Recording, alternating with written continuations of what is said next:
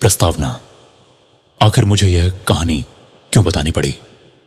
मैंने अपनी जिंदगी के लगभग 30 साल एक ही संस्था premier seal private limited Chinchwad Pune को दिए। मैंने इस संस्था के लिए सिर्फ नौकरी नहीं की, मैंने अपनी जिम्मेदारी को अपना कर्तव्य समझकर काम किया। कंपनी के मुश्किल दौर देखे, कर्मचारियों की समस्याएं देखी और अपनी भूमिका के अनुसार पूरी ईमानदारी से काम करने की कोशिश की। लेकिन मेरी इस लंबी सेवा के दौरान मुझे मानसिक दबाव और ऐसी परिस्थितियों का सामना भी करना पड़ा जिन्हें मैंने लंबे समय तक सहन किया। इन परिस्थितियों का असर मेरी जिंदगी और मेरे स्वास्थ्य पर पड़ा। मुझे इलाज और अस्पताल तक जाना पड़ा। आज भी उस दौर की तकलीफ और उसका असर मेरे जीवन का हिस्सा है। सबसे बड़ा सवाल यह है कि जिस व्यक्ति ने अपनी जिंदगी के इतने साल किसी संस्था को दिए, उसके साथ आखिर ऐसा क्यों हुआ?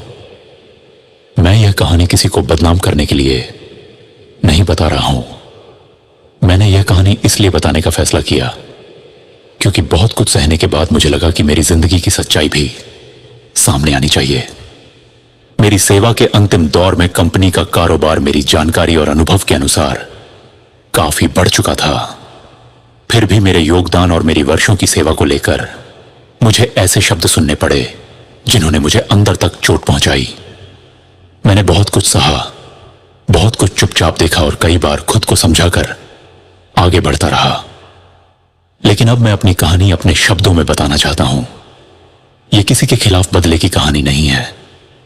यह मेरी 30 साल की जिंदगी, मेरी मेहनत, मेरा संघर्ष, मेरी तकलीफ और मेरे आत्मसम्मान की कहानी है।